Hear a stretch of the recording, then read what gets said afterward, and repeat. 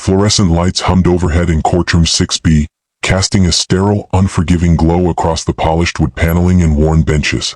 The air was thick with tension, the kind that settles into your bones and makes every breath feel deliberate. Aaliyah Carter sat rigidly in the defendant's chair, her spine straight despite the weight of 100 curious, judging eyes boring into the back of her head. At 16 years old, she looked smaller than she actually was in the oversized juvenile court setting, her slender frame dwarfed by the institutional furniture designed for adults who had committed real crimes. Her dark brown skin seemed to absorb the harsh lighting, making her appear somehow both visible and invisible at once, present in body but dismissed in spirit by nearly everyone in the room. The judge, the Honorable Edward Morrison, sat elevated on his bench like a king surveying his domain, his pale hands resting on the mahogany surface with casual authority.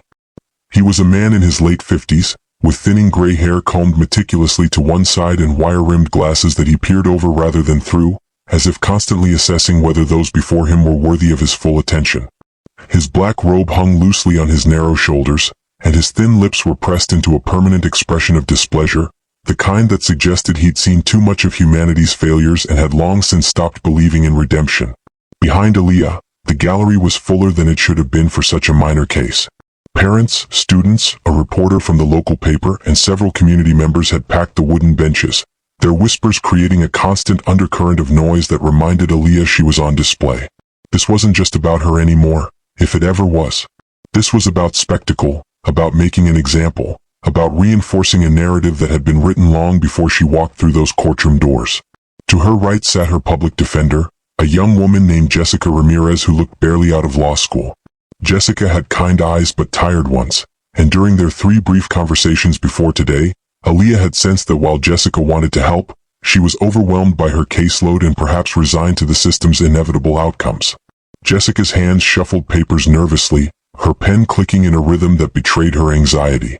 On the prosecution's side, District Attorney Robert Chen sat with the confidence of someone who had already won. His expensive suit was tailored perfectly, his briefcase monogrammed, his expression one of professional detachment. He'd barely looked at Aaliyah during the preliminary proceedings, treating her like a file number rather than a human being. To him, this was routine. Another troubled minority teen, another easy conviction to add to his record, another rung on the ladder of his political ambitions. Judge Morrison cleared his throat, a wet, rattling sound that commanded immediate silence in the courtroom. He adjusted his glasses and looked down at Aaliyah with an expression that managed to combine boredom and contempt in equal measure. When he finally spoke, his voice carried the weight of institutional power, each word dropping like a gavel strike. "Do you understand why you're here today?" The question hung in the air, deceptively simple, loaded with assumptions. It was the kind of question designed to establish dominance, to remind the accused of their powerlessness, to set the tone for everything that would follow. Judge Morrison expected what he always got from teenagers in Aaliyah's position: stammered confusion, downcast eyes, trembling voices, or sullen silence. He expected fear. He expected submission. He expected her to play the role that had been written for her in this courtroom drama. Aaliyah felt the weight of that question settle on her shoulders, felt the expectation that she would crumble under it. Her heart hammered in her chest, adrenaline flooding her system with the primal urge to fight or flee. But she had been preparing for this moment, not just since her arrest 3 weeks ago, but her entire life. She had been preparing every time a teacher assumed she was the disruptive one in class. Every time a store security guard followed her through the aisles. Every time someone clutched their purse tighter when she walked by. Every time the world told her, through 1,000 small cuts and several large ones, that her existence was suspicious, that her presence required justification, that her voice was less valuable than others. She took a slow, measured breath, feeling the air fill her lungs and center her racing thoughts. She looked up at Judge Morrison, meeting his eyes directly in a way that she knew would surprise him. When she spoke, her voice was clear, steady, and carried a quiet strength that seemed to shift something fundamental in the courtroom's atmosphere. "Yes, Your Honor, I understand why I'm here. I'm here because 3 weeks ago, I was accused of stealing art supplies from Riverside High School's storage room. I'm here because when those supplies went missing, I was the student administration immediately suspected despite having no evidence linking me to the theft. I'm here because I'm a black teenager in a system that often presumes guilt before innocence when someone looks like me. And I'm here because I believe in justice enough to fight for my innocence rather than accept a plea deal for something I didn't do." The silence that followed her words was absolute. It was the kind of silence that follows an unexpected explosion, where everyone's ears are ringing and their minds are struggling to process what just happened. Judge Morrison's expression shifted from bored condescension to something harder to read. Surprise, certainly, but also irritation that this was not going to be the quick, routine proceeding he'd anticipated. The gallery erupted in whispers, a wave of murmured conversations that the bailiff had to quiet with a stern look. Jessica Ramirez turned to Aaliyah with wide eyes, her expression a mixture of alarm and admiration. This was not how defendants were supposed to address the court, especially not teenage defendants, especially not black teenage defendants. District Attorney Chen's pen paused mid-note, his professional detachment cracking just slightly as he reassessed the situation. Judge Morrison's jaw tightened, and Aaliyah could see the muscles working beneath his pale skin as he processed her response. This was a challenge to his authority, veiled in respectful language but unmistakable in its substance. He leaned forward slightly, his hands gripping the edge of the bench. "Miss Carter," he said, his voice taking on an edge of warning, "this court does not appreciate speeches or attempts to politicize what is a straightforward matter of theft. You are here because evidence suggests you were involved in the disappearance of school property valued at approximately $400. How you choose to frame that speaks to your character and your willingness to take responsibility for your actions." Aaliyah felt the familiar burn of injustice in her chest, the same feeling she'd carried since the day Vice Principal Henderson had pulled her out of AP English class and marched her to his office like a criminal. But she kept her expression neutral, her voice measured. "Your Honor, I respectfully disagree that the evidence suggests my involvement. The only evidence presented is that I was in the art building that afternoon, which I was, along with approximately 30 other students. I'm the president of the art club, so my presence there was not unusual. What is unusual is that I was the only student questioned, the only student whose locker was searched, and the only student charged, despite multiple other students having equal or greater access to the storage room." Judge Morrison's face was reddening now, his composure slipping. He was not accustomed to being contradicted, especially not by someone who occupied such a low position in the courtroom hierarchy. He glanced at District Attorney Chen, who stood smoothly, sensing an opportunity to redirect the proceedings. "Your Honor, if I may," Chen began, his voice smooth and practiced, "the defendant's attempts to make this about race rather than evidence is a distraction from the facts. The school administration had reason to focus their investigation on Miss Carter based on several factors. Such as..." Aaliyah interjected, immediately earning a sharp look from Judge Morrison. "Miss Carter, you will speak when spoken to," the judge snapped, his voice rising. "Your attorney will represent you in this courtroom. You seem to have forgotten your place here." The words, "your place," hung in the air, loaded with implications that everyone in the courtroom understood but that could never be proven. Aaliyah felt something shift inside her, a clarity cutting through the fear and anger. This was exactly what she'd expected, what she'd steeled herself for. She glanced at Jessica, who looked torn between professional protocol and the desire to let her client continue speaking truth to power. "Your Honor," Jessica said carefully, standing and placing a gentle hand on Aaliyah's shoulder, "my client is understandably frustrated by what she perceives as unfair treatment. However, if the court permits, I believe it would be beneficial to hear the full context of the charges and the investigation process." Judge Morrison waved his hand dismissively. "We'll hear what needs to be heard, Counselor. Mr. Chin, proceed with your opening statement." District Attorney Chin nodded, stepping forward with the confidence of someone who had delivered this type of presentation hundreds of times. He painted a picture of Aaliyah as a troubled student from a low-income household, someone with motive and opportunity to steal expensive art supplies. He emphasized her presence in the building, her access to the storage room as art club president, and the testimony of Vice Principal Henderson, who would testify that Aaliyah had been defensive and uncooperative during questioning. As Chin spoke, Aaliyah's mind drifted back to that day 3 weeks ago, the memory still raw and humiliating. She'd been deep into analyzing The Great Gatsby in Miss Peterson's class when Vice Principal Henderson appeared at the door, his face set in that expression administrators get when they've already decided you're guilty. He'd called her name, and every head in the classroom had turned, watching as she gathered her books with trembling hands, knowing that whatever came next would become gossip fuel for weeks. In his office, Henderson had been blunt. "Art supplies are missing, Aaliyah. We know you were in that building yesterday afternoon. We need to search your locker." She'd protested, explaining that she had permission to be there, that she was working on a mural proposal for the school's main hallway, that she hadn't been anywhere near the storage room. But Henderson's mind was made up, his questions not really questions at all but accusations phrased with question marks at the end. The locker search had found nothing, of course, because there was nothing to find. But rather than vindication, this seemed only to make Henderson more convinced of her guilt. "You probably already sold them or hid them somewhere," he'd said, his tone suggesting this was obvious criminal behavior. Aaliyah had gone home that day feeling violated, angry, and helpless. Her mother, Denise, a nurse who worked double shifts to keep them in their small apartment, had listened with tired eyes that held both sadness and a weary recognition. "Baby," she'd said, "this is what I've been trying to prepare you for. It's not fair, it's not right, but this is the world we're living in." Her older brother Marcus, home on leave from the army, had been less philosophical. "This is bull," he'd said, pacing their tiny living room.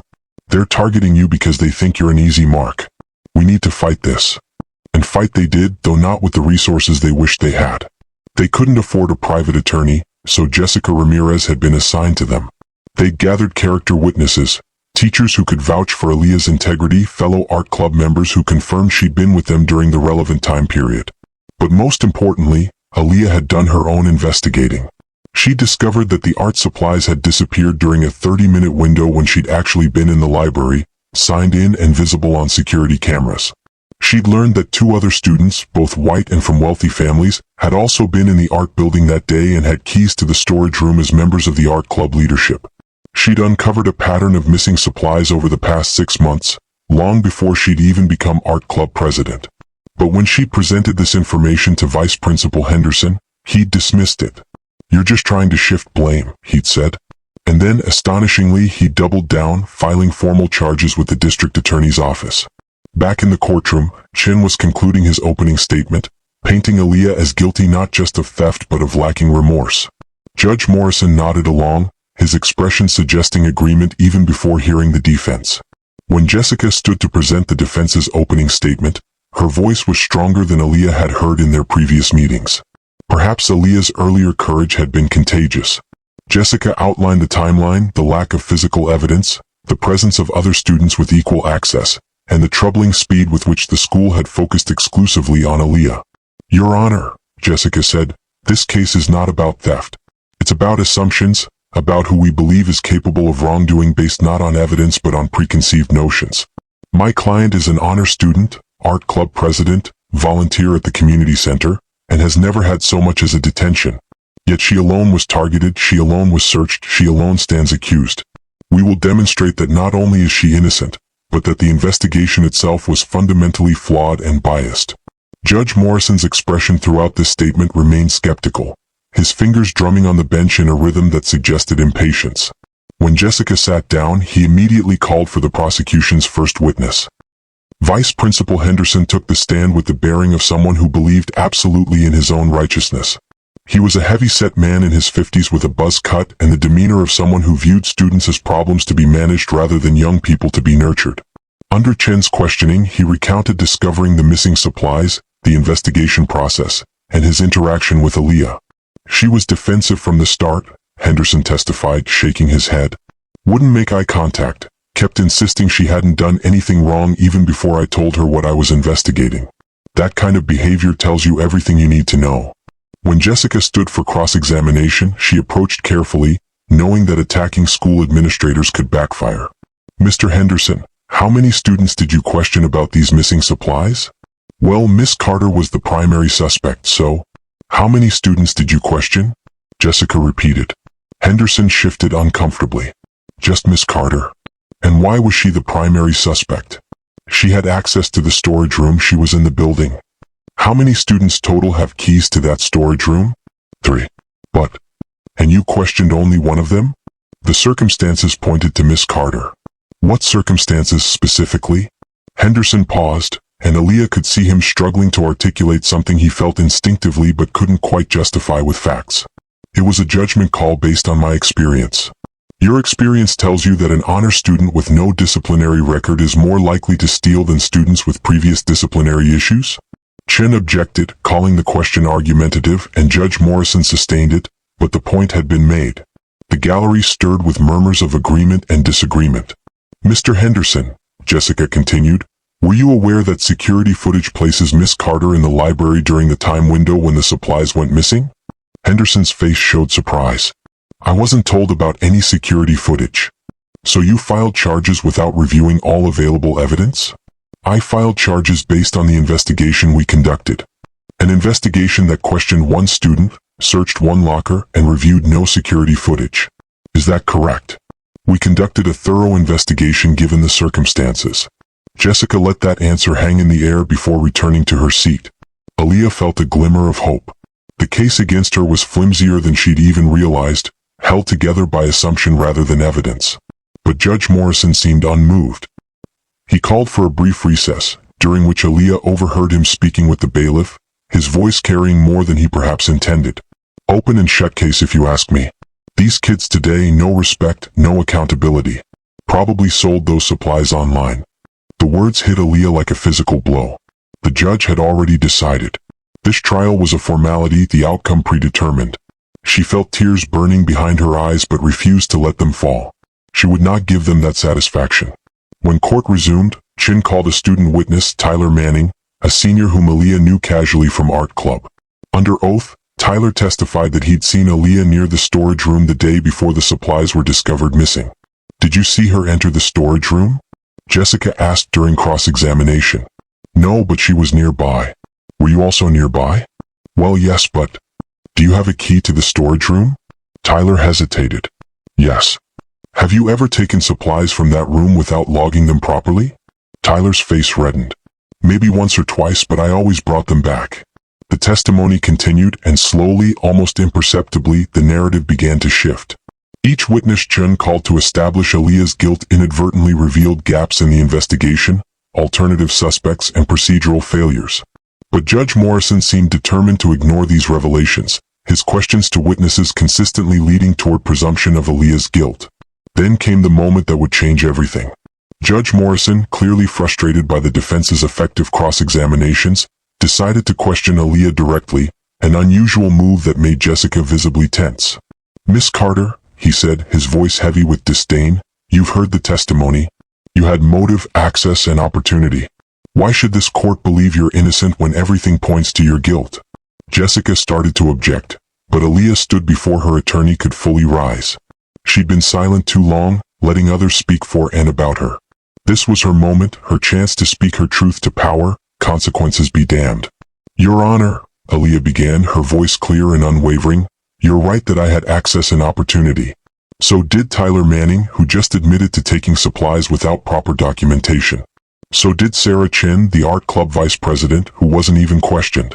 So did Mr. Rodriguez, the art teacher, who leaves the storage room unlocked sometimes. But I'm the only one standing here accused, and we both know why. Judge Morrison's face darkened. Miss Carter, I warned you about making this about. About what? Aaliyah interrupted, her fear evaporating in the heat of righteous anger. About the truth? Your Honor, with respect, I'm not the one who made this about race. The system did that when it decided I was guilty before any investigation began. I'm just the one brave enough to say it out loud. The courtroom erupted in gasps and whispers. Jessica tugged at Aaliyah's sleeve, trying to get her to sit down, but Aaliyah gently pulled away. I'm 16 years old, she continued, her voice rising with emotion. I have a 3.9 GPA. I volunteer at the community center teaching art to elementary school kids. I've never been in trouble at school, never been arrested, never given anyone reason to doubt my character. But none of that mattered, did it?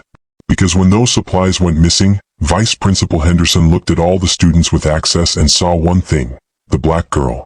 That's who looked guilty to him, not because of evidence, but because of assumption. Judge Morrison slammed his gavel. That is enough. You are out of order. No, Your Honor, this whole proceeding is out of order. Aaliyah shot back, her hands trembling but her voice steady. You want to talk about evidence? The security footage shows I was in the library when the theft occurred. Multiple witnesses placed me there. But that evidence was never reviewed before charges were filed because it didn't fit the narrative. You want to talk about motive? I'm the art club president. Those supplies were for programs I was running. Stealing them would have hurt me more than anyone. Miss Carter, sit down now or I will hold you in contempt. Judge Morrison's face was flushed, his hand raised as if to strike his gavel again. Then hold me in contempt for telling the truth, Aaliyah said, and there was something in her voice now, not anger, not defiance, but a profound sadness mixed with unwavering conviction. Because I'm tired, Your Honor. I'm tired of being presumed guilty. I'm tired of having to be twice as good to be considered half as worthy. I'm tired of watching the justice system work for some people and against others.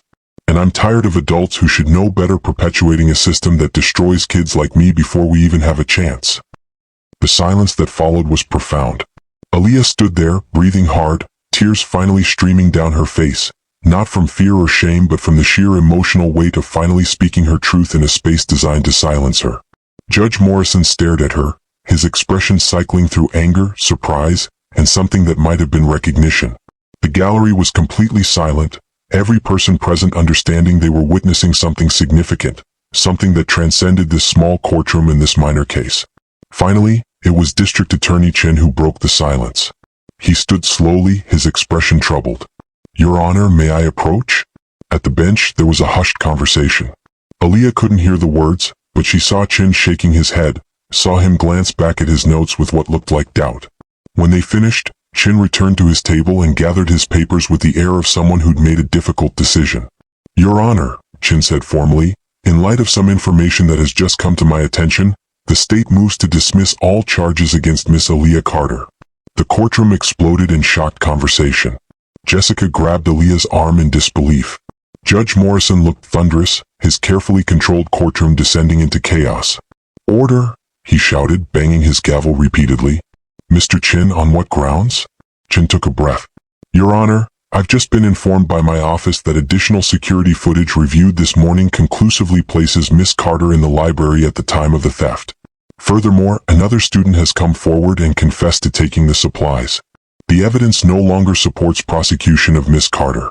The state apologizes for the error and moves to dismiss with prejudice." The words hung in the air like vindication made manifest. Aaliyah felt her knees weaken, felt Jessica's arm around her shoulders steadying her. Around them, the gallery erupted in applause, with several people standing, their support overwhelming and unexpected. Judge Morrison sat frozen, his gavel hand lowered, his expression unreadable. Finally he spoke, his voice tight. "The charges against Miss Carter are dismissed. This court is adjourned." He stood abruptly and disappeared into his chambers without another word, unable or unwilling to witness the celebration of his failure. Aaliyah turned to Jessica, who was smiling through her own tears. "You did it," Jessica whispered. "You actually did it." But Aaliyah knew it wasn't quite that simple. Yes, she was free, vindicated, proven innocent. But the system that had presumed her guilt remained intact. The biases that had targeted her in the first place still existed. The judge who had been ready to convict her on flimsy evidence would preside over other cases tomorrow. Still, as she walked out of that courtroom with her head held high, her mother rushing forward to embrace her, her brother Marcus whooping with joy, the reporter from the local paper requesting an interview, and community members she barely knew offering congratulations and support, Aaliyah felt something powerful, not just relief, but validation. Her voice had mattered. Her courage had made a difference. She had stood in the face of institutional power and refused to be diminished. Outside the courthouse, the afternoon sun felt warmer than it had in weeks. Aaliyah stood on the steps, her mother's arm around her waist, and looked back at the building that had tried to label her a criminal. She thought about all the kids who would face similar situations, who would sit in similar courtrooms, who would be judged not by evidence but by appearance. A small crowd had gathered, and someone asked her how she felt. Aaliyah thought about it for a moment, choosing her words carefully. "I feel grateful," she said, "that justice prevailed today. But I also feel angry that I had to fight so hard for something that should have been obvious. My innocence. I hope this case makes people think about the assumptions they make, about who they believe and who they doubt, about who deserves the benefit of the doubt and who has to prove their humanity. Because every kid, regardless of race or background, deserves better than what I went through." The reporter scribbled furiously, and Aaliyah knew her words would appear in tomorrow's paper, probably on social media, maybe even picked up by larger outlets. This case, this moment, would ripple outward. Maybe it would change one person's mind. Maybe it would make one administrator pause before assuming guilt.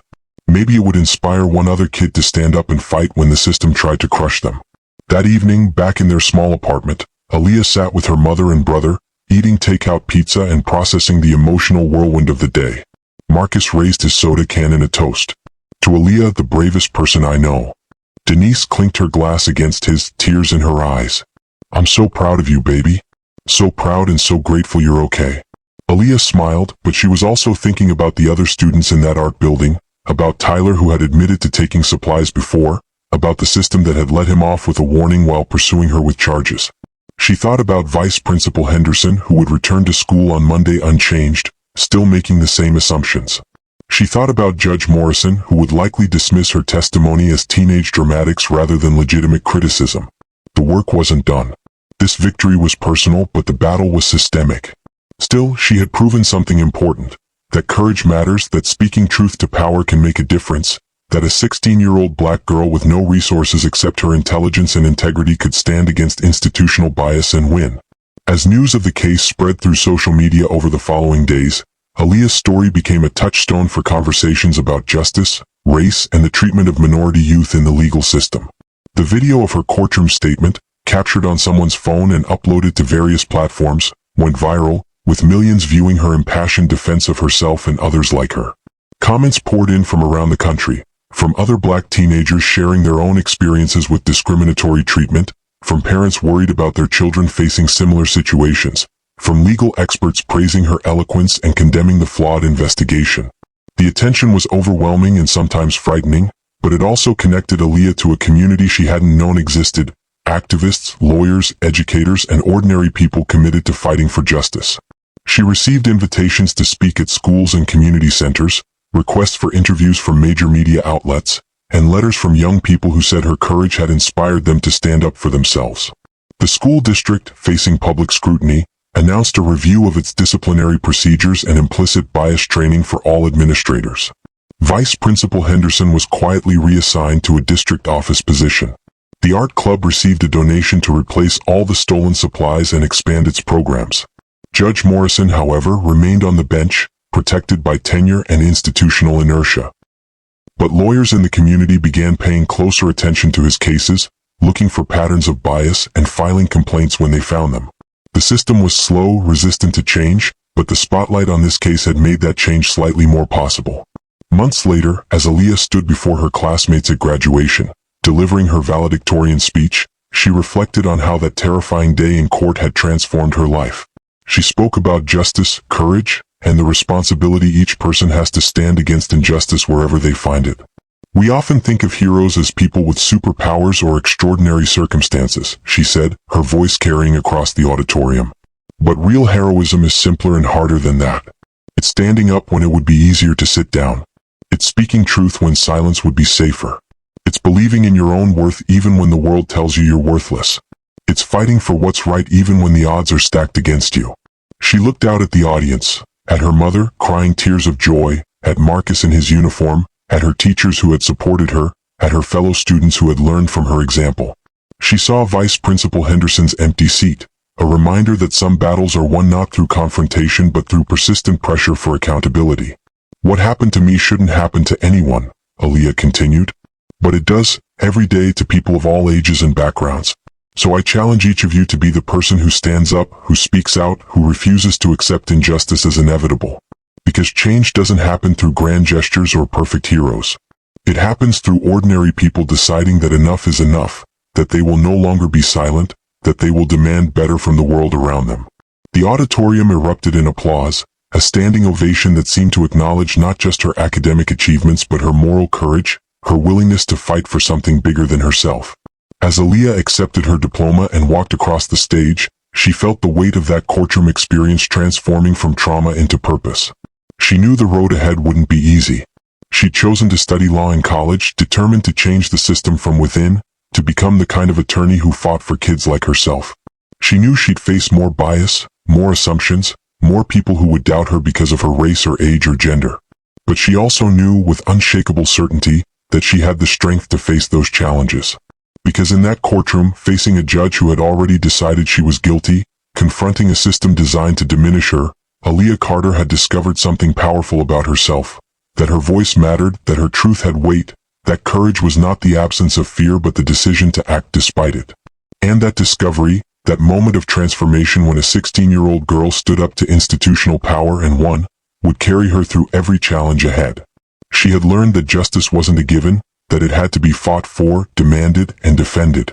And she had learned that even in the darkest moments, even when the odds seemed impossible, one voice speaking truth could change everything.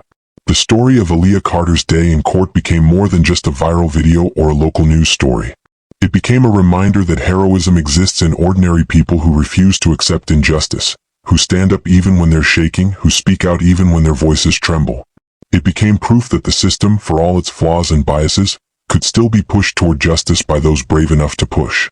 And for Aaliyah herself, it became the foundation of a life dedicated to ensuring that other kids, other teenagers, other young people facing unfair treatment would have someone in their corner, someone who understood what they were going through, someone who would fight for them the way she had fought for herself. That day in courtroom 6B, when Judge Morrison had asked if she understood why she was there, Aaliyah had given him an answer he didn't expect. But more importantly, she had given herself an answer. She was there not just as a defendant, but as a witness to injustice, as a voice for the voiceless, as proof that courage and truth could prevail even in the most intimidating circumstances. She understood why she was there. And in understanding, in speaking, in refusing to be silenced or diminished, she had changed not just her own story, but the story of everyone who would come after her, facing their own biased judges, their own unfair accusations, their own moments where they had to choose between safety and truth. Aaliyah Carter chose truth. And in choosing, she became exactly the hero the world needed. Imperfect, scared, human, but ultimately unwilling to accept injustice as the price of survival. Her victory that day wasn't just about dismissed charges or vindication. It was about proving that even in a system designed to silence certain voices, those voices could still be heard, could still matter, could still change the world. And that, perhaps, was the most powerful lesson of all.